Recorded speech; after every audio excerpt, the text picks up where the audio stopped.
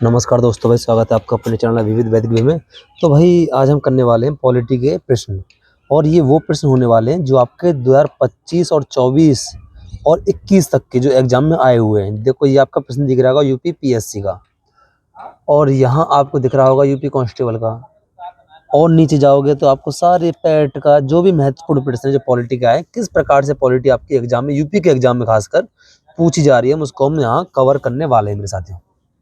तो देखिए पहला प्रश्न आपको स्क्रीन पर दिख रहा होगा भाई आराम से।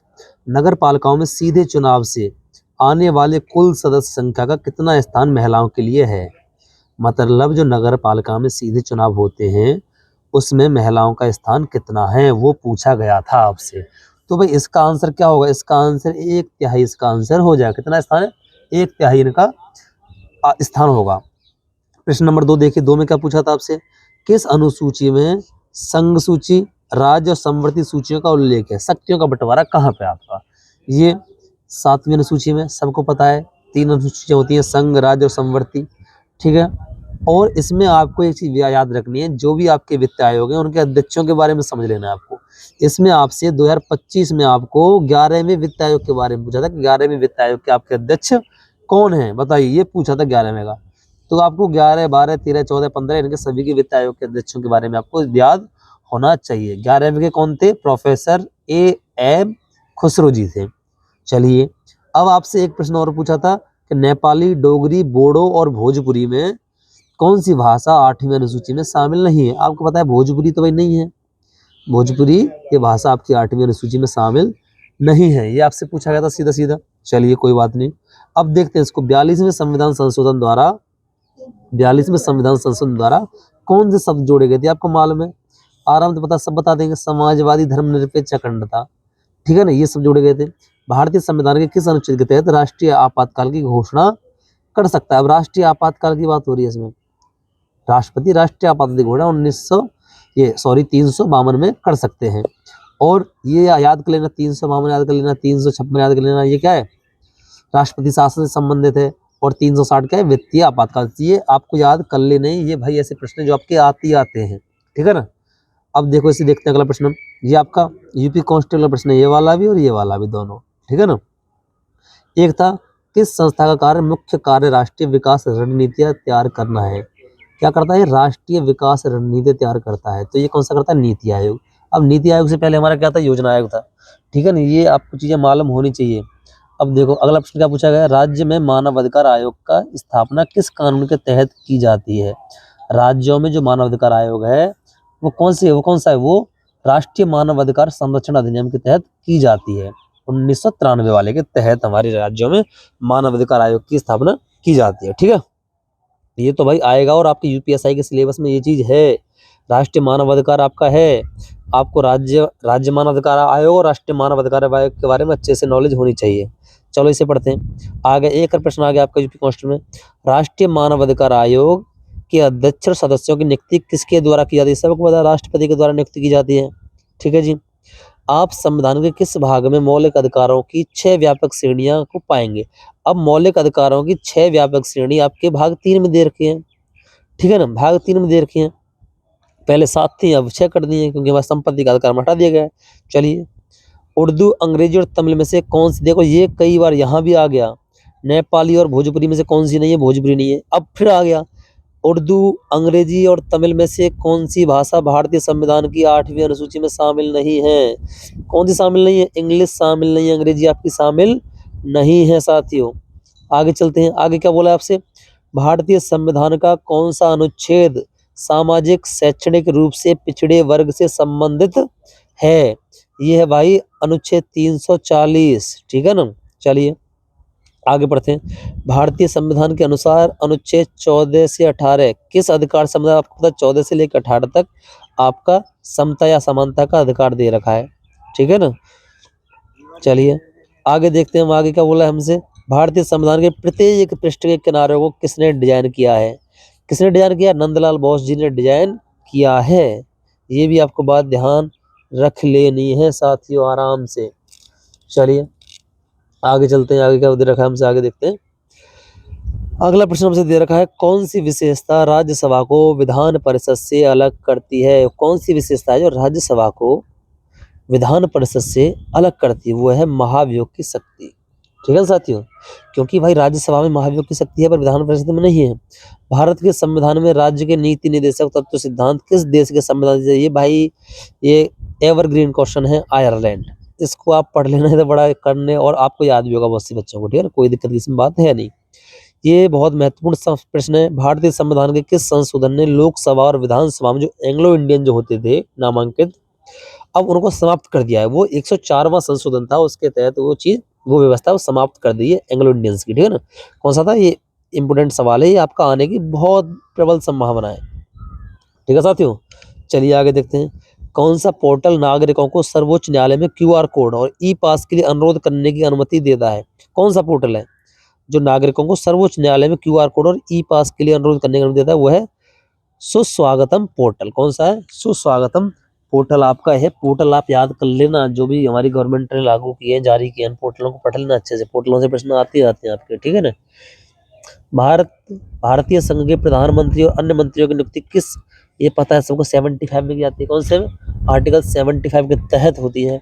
ठीक है साहब, आगे चलते हैं। महात्मा गांधी ग्रामीण रोजगार गारंटी कानून का उद्देश्य क्या गारंटी देना है, क्या गारंटी देता है? वो राइट टू वर्क की गारंटी देता है। राइट टू वर्क की गारंटी देता है। ठीक है साहब, जो व्यक्ति संसद का सदस्य नहीं है उसे अधिकतम कितने माह के लिए मंत्री के रूप में नियुक्त किया जाएगा?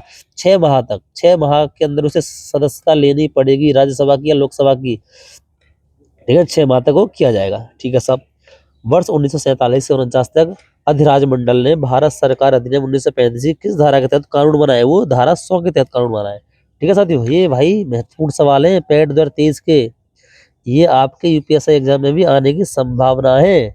ठीक है ना, ध्यान से पढ़ लेना। चलो देखते हैं नेक्स्ट प्रश्न, देखते हैं नेक्स्ट प्रश्न क्या है आपका। उस उच्च न्यायालय का नाम बताइए जिसका क्षेत्राधिकार अंडमान और निकोबार द्वीप समूह पर भी है। वो भैया कलकत्ता उच्च न्यायालय है। कलकत्ता उच्च न्यायालय ये आपका बंगाल में भी देखता है और अंडमान निकोबार द्वीप समूह को भी यहाँ पे कार्य होते हैं। ठीक है ना, चलिए पंचायती राज, अब आ गया पंचायती राज संस्थाओं के लिए भारत की संसद द्वारा 73वां और 74वां संविधान संशोधन कब पारित किया था? ये किया था दिसंबर 1992 में। ठीक है सर, आराम से पढ़ लोगे, ये भी महत्वपूर्ण है और ये अब कई एग्जामों में आ चुका है भाई। अभी पैट के प्रश्न आ रखे लगातार यहाँ पे, कोई बात नहीं, इनको देख लेते हैं। वर्ष 1928 में मोतीलाल नेहरू समिति द्वारा कौन सा अधिनियम विधेयक प्रस्तावित किया गया था? वो अधिकारों का बिल था। कौन सा था? अधिकारों का बिल। मोतीलाल नेहरू द्वारा 1928 में नेहरू समिति द्वारा कहाँ पे अधिनियम प्रस्तावित किया था? अधिकारों का बिल किया था। ठीक है ना। भारतीय संविधान का कौन सा अनुच्छेद मुख्यमंत्री के कर्तव्यों को प्रभावित करता है? मुख्यमंत्री के कर्तव्य की बात हो रही है, मुख्यमंत्री कर्तव्य 167 में है। ठीक है, लोकतंत्र और विकास हेतु पंचायती राज संस्था के पुनरुद्धार के लिए कौन सी समिति नियुक्त किया गया था? वो LM सिंघवी समिति थी। इसके लिए लोकतंत्र और विकास हेतु पंचायती राज संस्थाओं के पुनरुद्धार के लिए किस समिति को नियुक्त किया था? ये LM सिंघवी समिति थी, इसको नियुक्त किया था साथियों। ठीक है साथियों, चलो आगे चलते हैं। भारत सरकार अधिनियम 1935 के अनुसार कितने न्यायाधीशों की नियुक्ति की गई थी? कितने न्यायाधीशों की नियुक्ति की गई थी? 6 न्यायाधीशों की नियुक्ति की गई थी जब सुप्रीम कोर्ट हमारा बना था। इसके तहत वे कौन से आदर्श हैं जिन्हें राज्य की नीतियों का निर्माण करते समय ध्यान में रखना चाहिए? वो है हमारे राज्य के नीति निर्देशक सिद्धांत। अगर कोई राज्य नीति बनाएगा तो इनको ध्यान में रखेगा। ठीक है ना, ये इसलिए तो बनाए गए थे कि राज्य भाई इन नीतियों को ध्यान में रख के अपने राज्य के लिए कानून बनाए, नीति बनाए, योजना बनाए, नीति राज्य के नीति निर्देशक तत्वों को ध्यान में रखते हुए। ये आप एक बार देख लो, कोई दिक्कत की बात नहीं है। आगे चलते हैं, आगे हमारे पास बहुत प्रश्न है। पहले पॉलिटी का देख लेते हैं। ठीक है ना, पहले हम पॉलिटी के प्रश्नों को एक बार निपटा लेते हैं आराम से, कोई दिक्कत की बात नहीं है, कोई जल्दबाजी नहीं है। देखिए साहब, भारतीय संविधान के किस भाग में मौलिक कर्तव्यों को लिखित किया है? सारांश से बता दोगे। भाग 4A में किया है। कौन से में किया है? भाग 4A में ये निर्देशित किया गया है मौलिक कर्तव्यों को। ठीक है, कोई दिक्कत की बात नहीं है। भारतीय संविधान के अनुच्छेद 343 किसके बारे में? संघ की राजभाषा। ये आपका हिंदी में भी आएगा और सामान्य में भी आ सकता है। 343 में क्या बोला है? संघ की राजभाषा के बारे में हमसे बोला गया, राजभाषा न कि राष्ट्रभाषा। ठीक है साहब, इसे देखिए, कौन सा अनुच्छेद धन विधेयक को परिभाषित करता है? 110 में। कोई दिक्कत की बात नहीं, आराम से पता है। कौन सा अनुच्छेद धन विधेयक को परिभाषित करता है? 110 करता है। देखो ये फिर से आ गया। भारतीय संविधान के राज्य नीति निर्देशक सिद्धांत किस संविधान से प्रेरित है? आयरलैंड से प्रेरित है। बहुत एग्जाम में मिलेगा प्रश्न और इस बार यूपीएससी में भी आएगा ये प्रश्न, एवरग्रीन आता ही आता है। ठीक है ना, वाक और अभिव्यक्ति स्वातंत्र का अधिकार भारतीय संविधान के किस अनुच्छेद में शामिल है? ये अनुच्छेद 19 में आपका शामिल हो जाएगा। कौन सा अनुच्छेद में? अनुच्छेद 19 में शामिल है। किसमें? अनुच्छेद 19 में है, कोई दिक्कत की बात नहीं है। संसदीय प्रणाली में कार्यपालिका किसके प्रति उत्तरदायी होती है? संसदीय प्रणाली कार्यपालिका भैया लोकसभा के प्रति उत्तरदायी होती है, क्योंकि लोकसभा से चुनी जाते बनते हैं, कोई दिक्कत नहीं है। भारतीय संविधान नागरिकता का क्या स्वरूप है? कैसी नागरिकता है हमारे यहाँ पे? एकल नागरिकता, जो कहाँ से ली गई है? ब्रिटेन से ली गई है, ठीक है ना। ब्रिटेन की तरह हमारे यहाँ भी एकल नागरिकता का प्रावधान है हमारे यहाँ, हमारे संविधान में, ठीक है ना। और ये प्रश्न पैट 2022 का है। भारत की पंचायती राज व्यवस्था में कितने स्तर है? 3 स्तर है हमारे। कितने? 3 स्तर है। चलिए, जेल और दंड प्रक्रिया संहिता में क्या भारत के संविधान की राज्य सूची में सम्मिलित नहीं है? जेल तो है हमारी, पर दंड प्रक्रिया संहिता नहीं है राज्य सूची में, ठीक है मेरे भाइयों। चलिए आगे चलते हैं। ये प्रश्न महत्वपूर्ण प्रश्न है, क्योंकि ये भाई सूची से संबंधित है। अर्धसंघीय संरचना और प्रतिबद्ध न्यायालय तंत्र में भारतीय संविधान की प्रमुख विशेषताएं कौन सी नहीं है? प्रतिबद्ध न्याय तंत्र ये अपनी विशेषता हमारी नहीं है, ठीक है सर। आगे चलते हैं। भारतीय संविधान का कौन सा अनुच्छेद राज्य सरकार को ग्राम पंचायतों के आयोजन? ये 40 में, इसमें है 40 में, आपको याद होगा वो ये यूपी ट्रिपल पैट 2021 में आया था, ठीक है, अनुच्छेद 40 के बारे में। चलिए साहब आगे चलते हैं। आगे क्या दे रखा है? भारतीय संविधान का कौन सा भाग नागरिकों को आर्थिक न्याय प्रदान करता है? वो नीति निर्देशक सिद्धांतों में ही कहा है कि भाई भाग आर्थिक न्याय प्रदान किया जाएगा, ठीक है ना। ठीक है साहब। त्रिस्तरीय पंचायती राज व्यवस्था का विचार किसने रखा था? ये त्रिस्तरीय की बात हो रही है। किसकी बात हो रही है? त्रिस्तरीय की। अब त्रिस्तरीय का जो विचार रखा था वो रखा था बलवंत राय मेहता समिति ने ये विचार रखा था साथियों, ठीक है ना। भारत के संविधान में जन स्वास्थ्य एवं स्वच्छता किस सूची में शामिल है? ये राज्य सूची में शामिल है। क्या? जन स्वास्थ्य एवं स्वच्छता, ये आपका राज्य सूची का विषय है मेरे भाइयों। किसका है? ये जो आपका विषय है ये राज्य सूची का है, ठीक है। भारत में पंचायती राज व्यवस्था की नींव किस भाग के अंतर्गत रखी गई है? पंचायती राज भैया राज्य के नीति निर्देशक सिद्धांतों में बात रखी गई थी, तब ये हमारे संशोधन हुआ था 1973 में, 73 और 74 में, ठीक है ना, 1992 में। अब इसे पढ़ते हैं आगे। शिक्षा का अधिकार एक मौलिक अधिकार है, ये किस अनुच्छेद में संबंधित है? अनुच्छेद 21 में है। 21 में।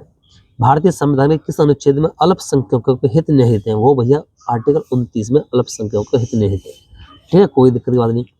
राष्ट्रीय भारत परिवर्तन संस्थान, इसे बोलते हैं नीति आयोग के अध्यक्ष कौन होते हैं? वो प्रधानमंत्री होते हैं। अब यहाँ कंफ्यूज हो जाएगा, इसकी फुल फॉर्म वो ये नीति आयोग ही बोलते हैं इसे, ठीक है ना, कोई दिक्कत नहीं है। ये आपका यूपीएसआई में आया हुआ प्रश्न है। यूपीएसआई 2021 में ये प्रश्न आपका आया हुआ है मेरे भाइयों, ठीक है ना, कोई इसमें दिक्कत की बात नहीं होनी चाहिए आपको। संघ लोक सेवा आयोग के अध्यक्ष को हटाने का अधिकार किसके पास है? भारत के राष्ट्रपति के पास है। किसका? संघ लोक सेवा आयोग को, यूपीएससी के अध्यक्ष को हटाने का अधिकार मात्र राष्ट्रपति के पास है, वो भी कारण उनके पास होने चाहिए कोई। आगे चलते हैं, और ये हमारा हो गया। अब ये प्रश्न कई बार आ चुका है। भारतीय संविधान का कौन सा अनुच्छेद राष्ट्रीय महत्व के स्मारकों की सुरक्षा? ये 49 देता है, ये भी आपको यूपीएससी में आया हुआ है। अब यहाँ से यूपीएससी आपकी स्टार्ट हो गई है। देखिए, किस संशोधन द्वारा संपत्ति के अधिकार को मौलिक अधिकार से हटा दिया गया? 44 में हुआ था, कोई बात नहीं। किस न्यायाधीश ने भारत में जनहित याचिका का मार्ग प्रशस्त किया? पीएन भगवती और जस्टिस वीआर कृष्ण अय्यर, इन्होंने बहुत प्रयास किए, उनके प्रयासों के बावजूद मार्ग प्रशस्त किया था। राष्ट्रीय सुरक्षा अधिनियम किससे संबंधित है? ये भैया निवारक निरोध से संबंधित है, ये पढ़ लेना, आपके यूपीएसआई के सिलेबस में है, मूल विधि में, ठीक है ना। आगे चलते हैं। भारत में निष्क्रिय इच्छा मृत्यु किस मामले में वैध बनाया? अरुणा शानबाग बना भारतीय संघ, ठीक है, कोई दिक्कत नहीं। किस संविधान संशोधन द्वारा मतदान की 21 से 18 61वां, कोई दिक्कत नहीं। भारतीय संविधान कौन सा अनुच्छेद राज्य विधायिका को वार्षिक वित्तीय विवरण? अब वार्षिक वित्तीय विवरण की बात आ गई और के राज्य विधायक की बात कर रहा है तो 202 में है। अगर केंद्र में बात करें तो केंद्र में 112 में है, केंद्र में 112 में दे रखा है, कोई दिक्कत की बात नहीं। आगे चलते हैं। भारतीय संविधान का कौन सा भाग अखिल भारतीय सेवाओं से संबंधित है? अखिल भारतीय सेवाओं, वही यूपीएससी, आईएएस, पीसीएस, आईएफएस, ये है हमारा कौन सा भाग? 14 भाग, ठीक है साथियों। चलिए, किस मामले में आईपीसी 1860 की धारा 497 को हटाकर व्यभिचार को अपराध मुक्त कर दिया गया? जोसेफ साइन वर्सेस भारत संघ, ये अपराध मुक्त से कर दिया गया। 497 आपकी हटा दी। व्यभिचार का मतलब है, अब चलो बाद में बताऊंगा तुम्हें कि व्यभिचार का मतलब है सहमति से हम किसी को रोक नहीं सकते हैं वो करने से, ठीक है, कोई दिक्कत की बात नहीं है। आगे चलते हैं। राज्य निर्वाचन आयुक्त को किसके द्वारा नियुक्त किया जाता है? जब राज्य निर्वाचन आयुक्त की बात है तो राज्यपाल द्वारा नियुक्त किया जाएगा। समाजवादी शब्द किस वर्ष भारतीय संविधान में उद्देश्य में जोड़ा गया? ये भैया 1976 में जब हमारा 42वां संविधान संशोधन हुआ था तब 3 शब्द जोड़े गए थे, वो पीछे बता चुके हैं। चलिए, किस प्रख्यात न्यायविद और संवैधानिक विशेषज्ञ उद्देशिका को संविधान का पहचान पत्र की बात आ जाए N.A. पालकी वाला, और जन्म कुंडली की बात आ जाए तो के.एम. मुंशी जी ने बताया था, ठीक है। चलिए कोई बात नहीं, आगे चलते हैं। भारतीय संसद की प्राक्कलन समिति में शामिल हैं, केवल लोकसभा के सदस्य इसमें शामिल होते हैं प्राक्कलन समिति में। चलिए आगे चलते हैं, थोड़े से और बचे हैं सवाल, हमें इनको और देख लेते हैं जल्दी जल्दी, कोई दिक्कत की बात नहीं है। देखिए सर, किस संशोधन ने एक नया निदेशक तत्व जोड़ा जो पर्यावरण की रक्षा और सुधार करने से, ये 48 ये जो जोड़ा गया था 42वें संविधान संशोधन में जोड़ा गया था। ठीक है साथियों, पढ़ लेना अच्छे से। RTI एक्ट 2005 की किस धारा के तहत प्रावधान किया गया कि सभी नागरिकों को सूचना का अधिकार है? धारा 3 ये मौके भी आया था। RTI एक्ट 2005 की किस धारा के तहत प्रावधान किया गया सभी नागरिकों को सूचना का अधिकार है? धारा 3 बताया गया है RTI एक्ट की, ठीक है ना। देखो ये बहुत इंपोर्टेंट है। आधार संख्या को पैन कार्ड से जोड़ने की अनिवार्यता को किस मामले में चुनौती दी गई थी? बिनोय विश्वन और भारत संघ में चुनौती दी गई थी, पर इनकी चुनौती खारिज कर दी गई थी। बोला था जोड़ना ही पड़ेगा भैया, ठीक है ना। चलिए, किस राज्य के विधानसभा चुनावों में पहली बार आदर्श आचार संहिता पेश की गई थी? वो केरल में की गई थी, ठीक है साहब। आगे चलते हैं। केंद्र सरकार द्वारा, ये इम्पोर्टेंट है भाई, इनको तुम हाईलाइट कर लो और पढ़ लो, एक आध बार पढ़ लेना। पहली बार जो आचार आदर्श संहिता है वो कहाँ? केरल में शुरू की गई। कोई दिक्कत की बात होनी नहीं चाहिए। केंद्र सरकार द्वारा किस अधिनियम के प्रावधानों के तहत पर्यावरण प्रयोगशालाएं स्थापित की जा सकती हैं?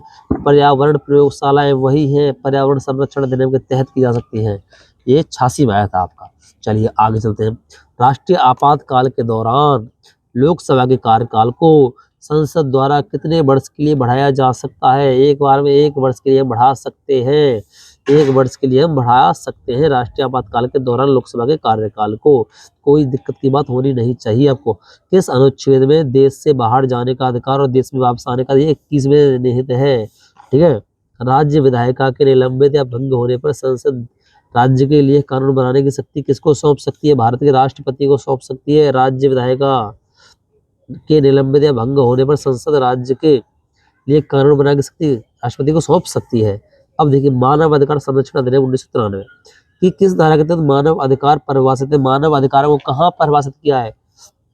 ये भाई प्रश्न 2021 में आया है UPSI और 26 में आने की पूरी संभावना है। ये 2D में किया है, धारा 2D में ये परिभाषित किया है मौलिक अधिकारों को।